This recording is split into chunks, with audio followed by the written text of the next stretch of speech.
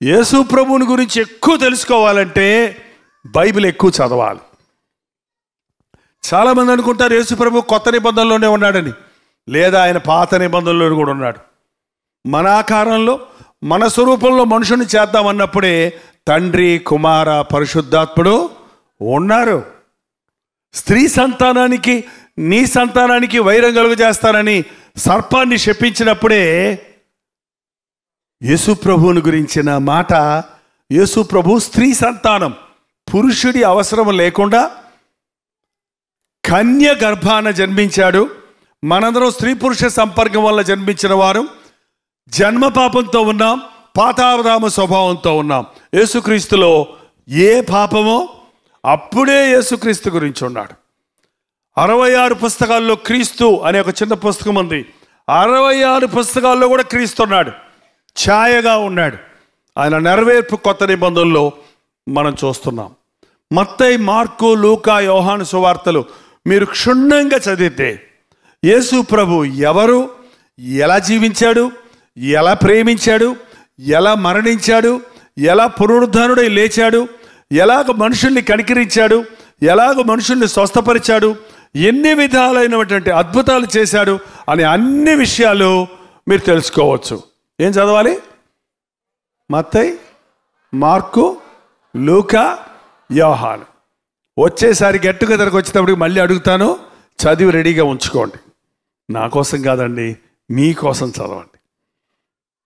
రోజు మీ దినచర్యను ప్రార్థనతో ప్రారంభించండి, వాక్య పఠనంతో ముగించండి. కొంతమంది ప్రార్థన చేసుకుంటారు, వాక్యం చదవరు. కొంతమంది బైబిల్ చదువుకుంటూ ఉంటారు, ప్రార్థన చేయడం. సాధు సుందర్ సింగ్ అనే భక్తుడు అన్నాడు, వాక్యము ప్రార్థన ఒక పక్షికి ఉన్న 2 రెక్కలు లాంటివి. వాక్యము ఒక రెక్క, ప్రార్థన ఒక రెక్క. పక్షి ఎగరాలంటే ఎన్ని రెక్కలు కావాలి? ఒక రెక్కే ఉందనుకో, పక్షికి ఎగురుద్దా? ఇట్టిట్టని కింద పడిపోవాలంతే. నువ్వు భక్తి జీవితంలో అధిరోహించాలంటే వాక్యం ఉండాలి, ప్రార్థన ఉండాలి. ఇప్పుడు ఆడియో బైబిల్స్ కూడా వచ్చాయి. మీకు చదువు రాని వాళ్ళు కానీ, కళ్ళు సరిగా కనపడిన వాళ్ళు కానీ ఉంటే మీ సెల్ ఫోన్లోనే బైబిల్ పెట్టుకొని రోజు ఎప్పుడు పడితే అప్పుడు, ఎక్కడ పడితే అక్కడ మీరు వింటూ ధ్యానించవచ్చు. వాక్యం వినాలి. యేసయ్య మాటలు సరిగా వినిపిస్తే విననే వారు ఎవరండి? యేసయ్య మాటలను కలిపి చెరిపేస్తున్నారు ఈ రోజున. ఆయన మాటలు స్వచ్ఛమైన మాటలు, పుటం వేయబడిన మాటలు. ఆ మాటలను స్వచ్ఛంగా అందించాలి. ఇవాళ ఎంతోమంది 6:30కి మేము వాక్యం విని మా దినచర్య ప్రారంభిస్తున్నాం. మీరు అలవరుచుకోనండి. ఉదయమే లేవండి, వ్యక్తిగతంగా ప్రార్థించుకోండి, ఒక మాట వినండి. ఒక 30 నిమిషాల వాక్యం విన్న తర్వాత మనం భోజనాలకు వెళ్ళినప్పుడు, ఈ మధ్య పార్టీస్లో, 5 స్టార్ హోటల్స్లో భోజనానికి వెళ్ళినప్పుడు ముందు ఏమిస్తారు చెప్పండి? ఎవరు వెళ్ళరా? సూప్ ఇస్తారండి. సూప్ అంటే ఏమి లేదు, గంజి. గంజి తాగాలా అని తిట్టుకునే వాళ్ళం ఇంతకుముందు. అదే ఇప్పుడు స్టైల్గా సూపు అని పెట్టి ముందు ఇస్తారు. అది సూపు తాగితే ఏమవుతుందంటే వాడికి ఏమొస్తుంది? యాపిటైట్ వస్తుంది, ఇంకా తినాలి అనే ఆశ వస్తుంది. అలాగే ఈ కలువరి దర్శనం కార్యక్రమం సూపు మాత్రమే. అది అంతటితో సరిపెట్టుకోకూడదు.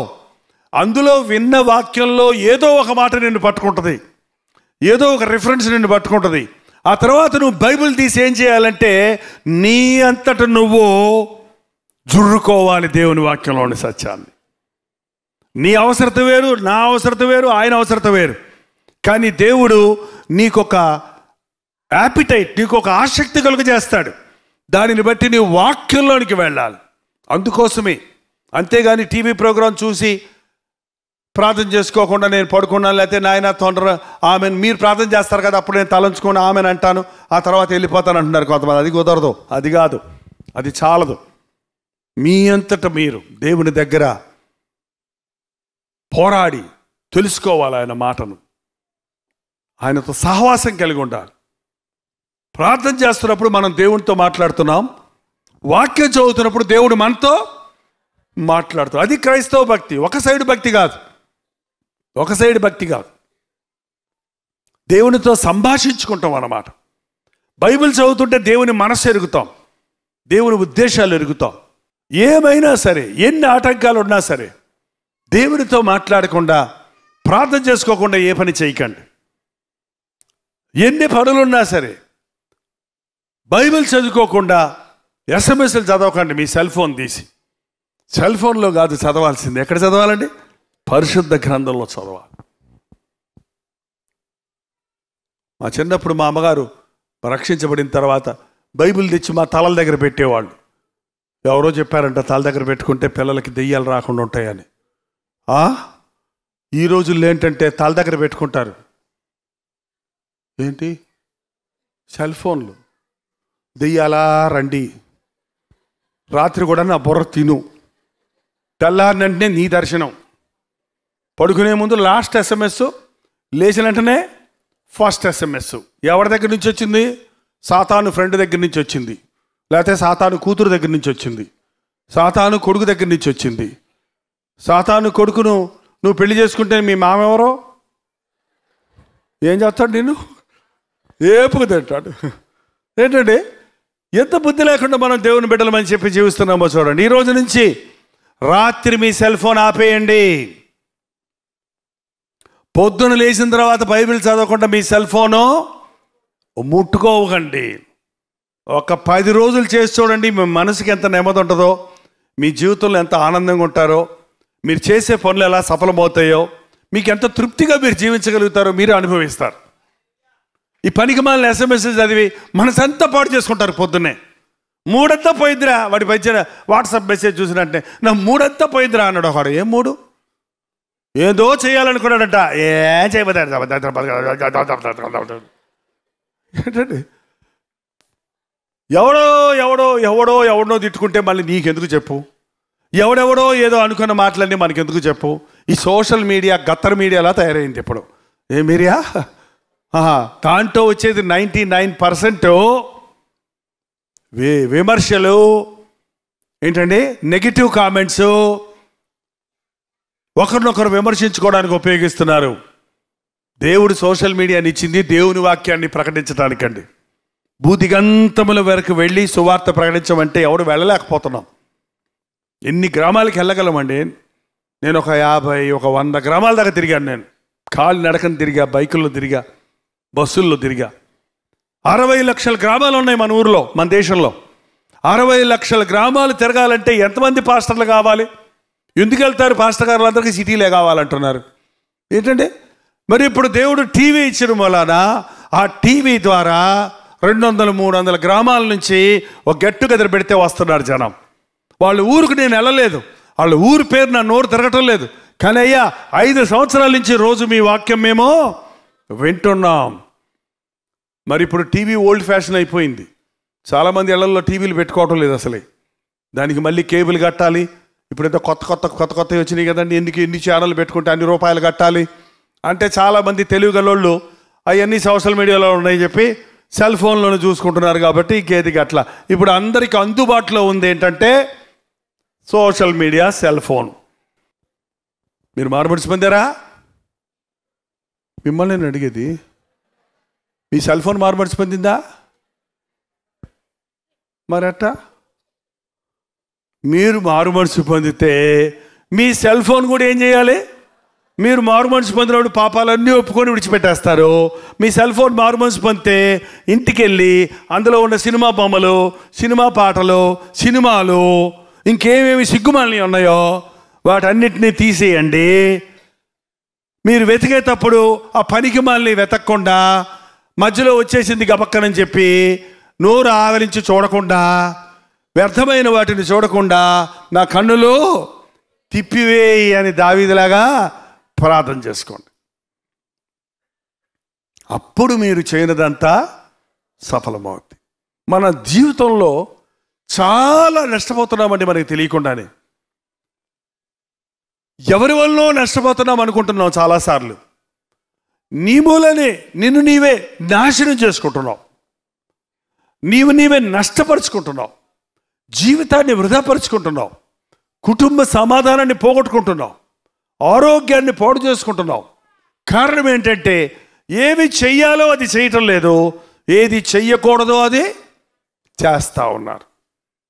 చాలామంది జీవితాల్లో 30 ఏళ్ళకే నడుము నొప్పి ఏంటండి నాకు అర్థం కాక అడుగుతాను. 30 ఏళ్ళకే బోన్లు అరిగిపోయినాయి అంటారేంటి? చిన్న వయసులోనే పెరాలసిస్ స్ట్రోక్ 40 ఏళ్ళకే. ఎందుకు? షుగరు, బీపీ, థైరాయిడ్ ఇప్పుడు కొత్తగా బయలుదేరింది చాలామందికి. థైరాయిడ్ మన శరీర అవయవాలన్నీ సరిగ్గా పనిచేయడానికి, గ్లాండ్స్ అన్నీ పనిచేయడానికి సహాయం చేస్తుంది. అది సరిగా పనిచేయకపోతే మనిషి లావన్న అయిపోతాడు, సన్నమన్న అయిపోతాడు, సన్నగా పీలికలాగా అయిపోతాడు. శరీరంలో చాలా వికృతమైనటువంటి మార్పులు కలిగి రకరకాలుగా తలపోటుతో, కీళ్ళ నొప్పులతో రకరకాలుగా బాధపడుతున్నారు. థైరాయిడ్ వల్ల గర్భము ధరించలేకపోతున్నారు. ఫైబ్రాయిడ్స్, గర్భంలో నీటి బుడగలు పెరుగుతున్నాయి. బిడ్డలు పెరగాల్సిన గర్భంలో నీటి బుడగలు అంటే ఏంటి? అక్కడ ఏమీ లేదు, వ్యాక్యూమ్. దానివల్ల గర్భం ధరించకుండా ఎంతోమంది స్త్రీలు ఇబ్బంది పడుతున్నారు. దీనంతటికీ కారణం సృష్టికర్తను మర్చిపోయాం. మనం దేవుని యొక్క మేలులు పొంది దేవుని కార్యాలను అనుభవించి అలవాటైపోయి మనం స్వతహాగా ప్రవర్తిస్తున్నాం, మన ఇష్టానుసారంగా ప్రవర్తిస్తున్నాం. కాబట్టి మన జీవితాన్ని వ్యర్థపరుచుకుంటున్నాం. నేను ఒక సంగతి చెప్పి దేవుడిచ్చిన ఈ వాగ్దానం చెప్పి ముగిస్తాను. ఒకసారి చూడండి, మీ బైబిల్లో యోవేలు గ్రంథం ఉందేమో చూడండి. తీసిన వాళ్ళు మొదటగా చేయొద్దండి. యోవేలు, దీన్ని బట్టి తెలిసిపోద్ది మీరు బైబిల్ చదివేవాళ్ళ లేదా అని. Very good, very good, very good. Bible చదివేవాళ్ళు ఉన్నారు. 1వ అధ్యాయం 4వ వచనం చదవండి. గొంగలి పురుగులు విడిచిన దానిని మిడతలు తినివేసి ఉన్నవి, మిడతలు విడిచిన దానిని పాసర పురుగులు తినివేసి ఉన్నవి, పాసర పురుగులు విడిచిన దానిని చీడ పురుగులు తుడివేసి ఉన్నవి. మత్తులారా మేలుకొని కన్నీరు విరువడి, ద్రాక్షరసం పానము చేయవారిలా రోదన చేయుడి. కొత్త ద్రాక్షరం మీ నోటికి రాకుండా నాశనమాయను. అయ్యో అయ్యో అయ్యో అయ్యో అయ్యో అయ్యో. గొంగలి పురుగులు తినిన దానిని మిడతలు తినేశాయి, మిడతలు విడిచిన దానిని పాసర పురుగులు తినేశాయి, పాసర పురుగులు విడిచిన దానిని చీడ పురుగులు తినేశాయి. ఉన్నదంతా అయిపోయింది. ఏమైపోయిందండి? పచ్చగా ఉన్న జీవితం ఏమీ లేదుగా మిగిలిపోయింది. ఒకదాని మీద ఒకటి. అప్పుల్లో ఉన్నావురా బాబు అంటే జబ్బులు వచ్చాయి, జబ్బులకి హాస్పిటల్ బిల్లులు కట్టావురా బాబు అంటే యాక్సిడెంట్ అయింది. ఇలా ఒకదానికి ఒకటి వచ్చినప్పుడు చూడండి, కొంతమంది ఇళ్లలో ఒక్క సంవత్సరంలోనే ఎక్కడో ఉన్నవారు అధోగతికి పడిపోయిన వారిని చూస్తున్నాం. శాపం వెంట శాపం మనిషిని వెంటాడుతుందండి. తాగుబోతులారా, మత్తులైన వారులారా మేల్కొనండి. మీరు ఎట్లా వెళ్ళిపోతుందో మీ సంసారం మీకు అర్థం కావటంలా, మీ బ్రతుకు ఎలా వృధా అయిపోతుందో అర్థం కావటంలా. తాగుబోతుడి కండి ఎప్పుడు తెల్లారుతో ఎప్పుడు చీకట పడుతుందో కూడా తెలియదు ఆడికి. అసలు బెడ్ ఎవరో, కుక్క పిల్ల ఎవరో, చిన్న బిడ్డ ఎవరో తెలియదు. ఎంతమంది ఈ రోజున మత్తులో ఉంటున్నారు. కొందరికి సారాయి మత్తు, కొందరికి సంపాదన మత్తు, కొందరికి వేశ్యతనం, వ్యభిచారం, శరీరపు ఇచ్చలు, వాటిల్లో పడ్డవాడు ఏం చేస్తున్నాడో వాడికి తెలియకుండా బతుకుతున్నాడు. వాడి ఆరోగ్యం పోతుంది, వాడి ఆస్తి హరించుకుపోతుంది, వాడికి ఉన్న పరపతి పోతుంది, వాడికి ఉన్న సమస్తము కూడా విచ్ఛిన్నమైపోతుంది. గుర్తించటం లేదు. ఒకదాని మీద ఒకటి పట్టి పీడించిన తర్వాత, అన్నీ పోగొట్టుకున్న తర్వాతే దేవుడు గుర్తొస్తున్నాడు కొంతమందికి. ఆ తప్పిపోయిన కుమారుడు మంచి తండ్రినిచ్చాడు, ఆస్తినిచ్చాడు. నా ఆస్తి నాకు ఇచ్చేయమని తీసుకుపోయాడు. దుర్వ్యాపారంలో పాడు చేసేసాడు. తాగుబోతుగా, వ్యభిచారిగా, జోదగాడిగా సమస్తం పాడు చేసుకున్న తర్వాత తింటానికి తిండి కూడా లేని స్థితిలో పందులు మేపే పని కోసం కుదురుదామనుకున్నాడు, పొట్టు తిందామనుకున్నాడండి. కానీ అప్పుడు అతనికి బుద్ధి వచ్చిందట. నా తండ్రి ఇంట్లో కూలోళ్ళకు కూడా అన్నం సమృద్ధిగా ఉంది కదా, నేనెందుకు ఇక్కడ ఇలా కూలోడిగా పందులు తినే పొట్టుతో కడుపు నింపుకోవాలనుకుంటున్నానని పశ్చాత్తాపడి తండ్రి దగ్గరకు తిరిగి వచ్చినప్పుడు ఏమొచ్చింది అతనికి? ఏమొచ్చింది? వాడు ఇంకా దూరంగా ఉండగానే తండ్రి చూసి, రే పనికి మనోడు వస్తున్నాడు రా, ఆస్తి అంతా తీసుకుపోయి తినేసి తగలబెట్టి ఎట్టొస్తున్నాడు చూడు బికారాళ్ళగా, రే కూలోళ్ళరా వాడిని కర్ర పెట్టి తరివేయండి అన్నాడు తండ్రి. మనమైతే ఏమంటాం, ఎరా మళ్ళీ వస్తున్నావు, ఏం కావాలా నీకు, అన్నీ తీసుకొని పోయావు కదా నాతో గొడవ పెట్టుకుని అన్నమా. కానీ ప్రేమ కలిగిన తండ్రి పరిగెత్తుకుని వెళ్ళి మెడ మీద పడి గబ్బు కొడుతున్నాడు, 10 గబ్బు కొడుతున్నాడు. అయినా కూడా ప్రేమ అన్నిటినీ సహిస్తుంది. ముద్దు పెట్టుకొని కౌగులించుకొని, ఈ నా కుమారుడు చనిపోయి బతికాడు, తప్పిపోయి దొరికాడు, మనం సంతోషిస్తామన్నాడు. ఈ రోజున నువ్వు ఏమేమి పోగొట్టుకున్నావు, నువ్వు తిరిగి వస్తే యేసుప్రభు దగ్గరికి, నా బుద్ధిహీనత వల్ల నేను ఆస్తి పోగొట్టుకున్నా, నా అవిశ్వాసం వల్ల నేను ఆరోగ్యం పోగొట్టుకున్నా, నా తొందరపాటు వల్ల నా బిడ్డల వ్యవహారంలో తప్పు చేశా, నా కుటుంబంలో అనవసరమైన చిక్కుల్లో పెట్టుకున్నా, నేనేదో ప్రయాసపడి సంపాదిద్దామనుకొని ఉన్నదాన్ని పోగొట్టుకున్నాను. నీ తప్పును నువ్వు రియలైజ్ చేసుకొని ప్రభు దగ్గరికి వస్తే పోగొట్టుకున్నవన్నీ తిరిగి నీకు ఇస్తానంటున్నాడు. అదే యోబేలు గ్రంథంలో మరో వచనం అని చదవండి, 25వ వచనం. యోబేలు గ్రంథం 2:25. మీరు కడుపార తిని తృప్తి పొంది మీ కొరకు వింత కార్యములు జరిగించిన మీ దేవుడైన యెహోవా నామమును స్తుతించునట్లు మీరు కడుపార తిని సంతృప్తి పొంది. ఎన్ని రోజులైందండి? ఎన్ని రోజులైంది కడుపార తిని? ఈ మధ్య మరీ విపరీతం. కొంచెం తినమ్మా, వద్దు లావైపోతా, వద్దు అంటారంట ఈ అమ్మాయిలు అందరూ. కాలేజీకి వెళ్ళి కళ్ళు తిరిగి పడిపోతారంట కింద. పాఠాలు చెప్తుంటే బర్రలా ఉంటుందంటే బుర్రకి ఎక్కదు. బుర్రకి ఎక్కడానికి క్యాలరీలు కావాలండి, క్యాలరీలు కావాలి వినటానికి, పాఠం నేర్చుకోవడానికి. ఏదో డైటింగ్ చేసి స్టైల్గా అయిపోదామని తక్కువ తినేవాళ్ళు కొందరు, ఉండి తినని కొందరు, లేక తినేవాళ్ళు, తినలేని వాళ్ళు మరి కొందరు. ఏ ఏ ఏ తినరా కడుపారా అంటే ఇంత శకరంలాగా అన్నం పెట్టుకునేది ఎంత ఇంత, కింద నుంచి కొండ దివినట్టు తవ్వటమే. పూర్వం పొలం పనులకి వెళ్ళేవాళ్ళండి, కుస్తీలు పడేవాళ్ళు, నరకది దున్నేవాళ్ళు, ఆడవాళ్ళు పిండి రుబ్బేవాళ్ళు. పిండి రుబ్బితే బైప్స్ అంటారు, ఇప్పుడు జిమ్కి వెళ్తారు దానికోసం అందరూ. పిండి రుబ్బేవాళ్ళు, దబా దబా దంచేవాళ్ళు, కారాలు. తెలుసా మీకు అవన్నీ? తెలీదా? పొయ్యిలో కట్టెలు పెట్టి ఉఫ్ అని ఊతే లంగ్స్లో ఉన్న ఇన్ఫెక్షన్ అంతా పోయింది. ఇవాళ ఏముంది, స్టైల్గా కంప్యూటర్ దగ్గర కూర్చున్నది,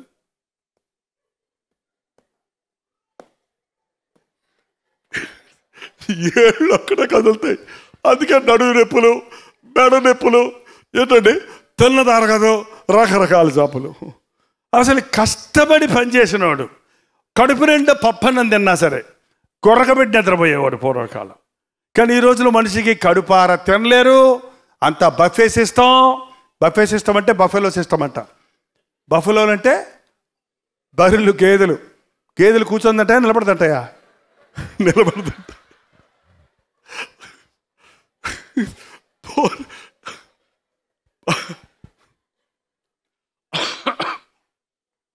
బాస్పాట్లు వేసుకొని చక్కగా తినేవాళ్ళు.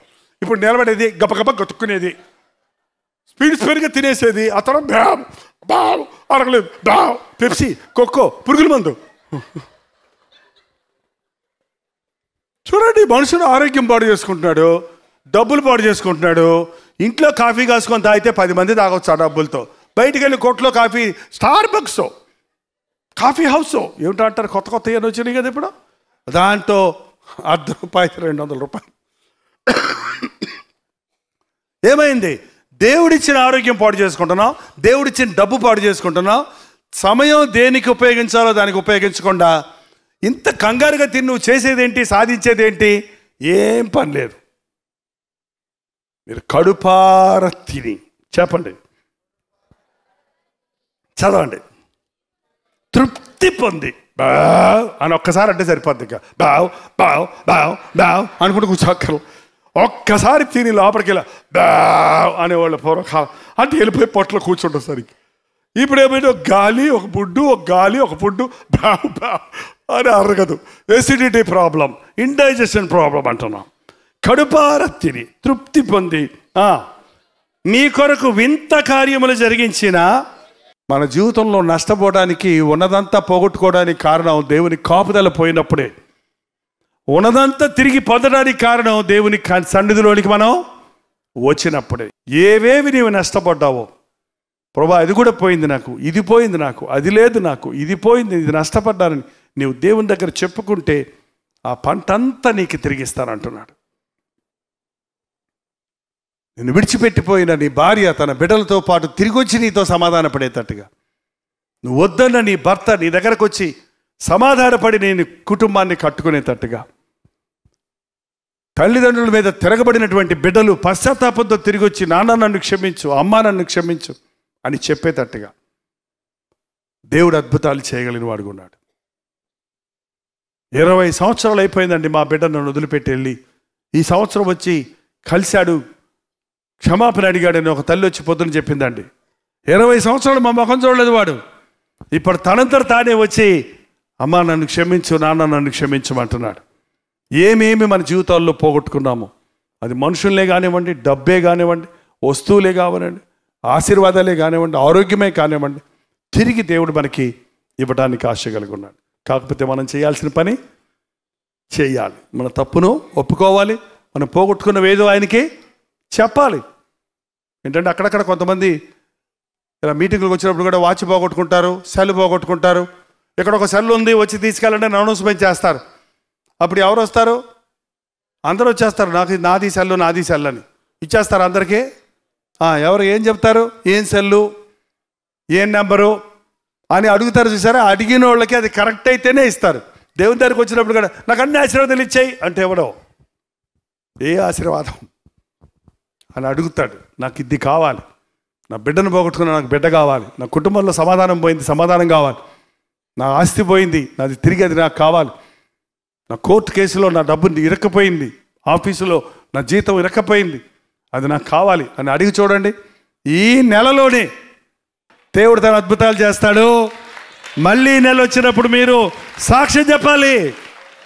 నమ్మదగిన దేవుడు ఉన్నాడు. లేచి నిలబడి ప్రార్థన చేద్దాం. ఒక్క నిమిషం కళ్ళు మూసుకొని స్పష్టంగా చెప్పండి. పోయిన సంవత్సరం ఎగ్జామినేషన్లో ఫెయిల్ అయిపోయానయ్యా, ఈ సంవత్సరం నేను పాస్ అవ్వాలి. పోయిన సంవత్సరం ఇంటర్వ్యూలో సెలెక్ట్ అవ్వలేదు నాయన, ఈ సంవత్సరం ఒక అద్భుతం జరిగించు.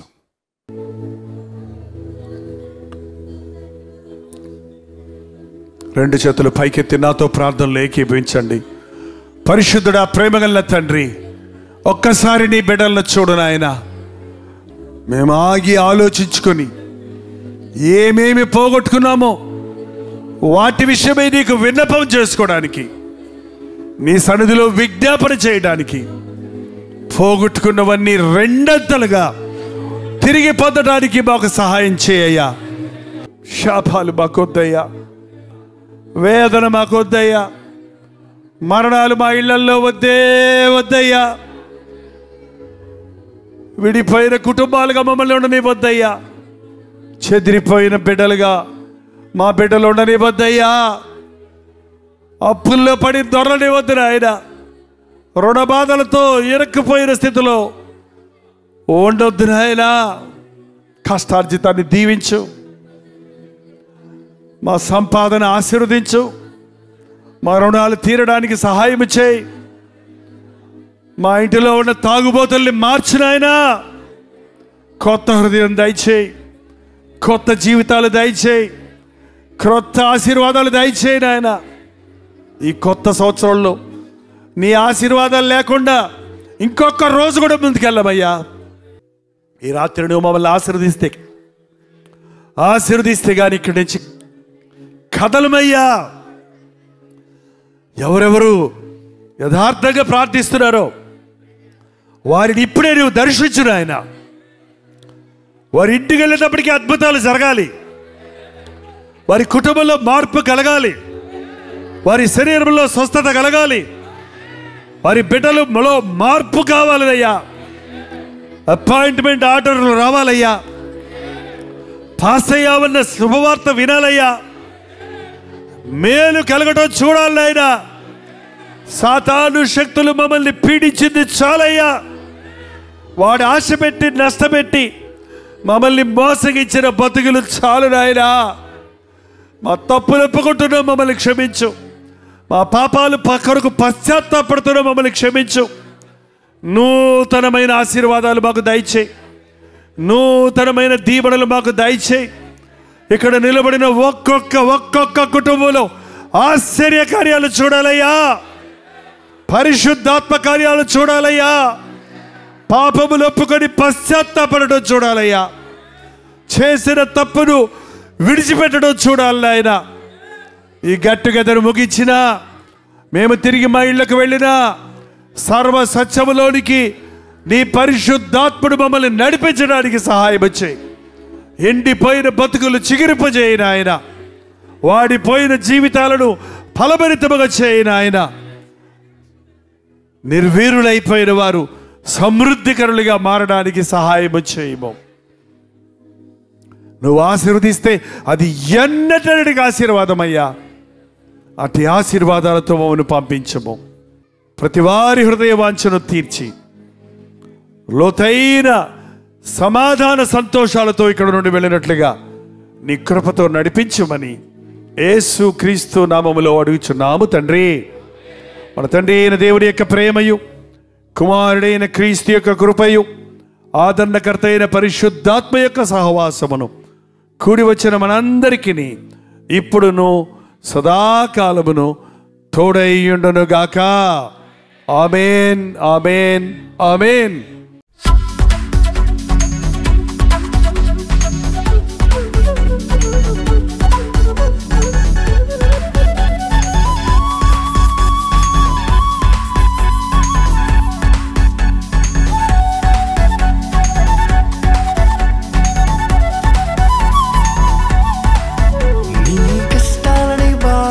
శ్రమలన్నీ తీర్చే అనాథుడు యేసే,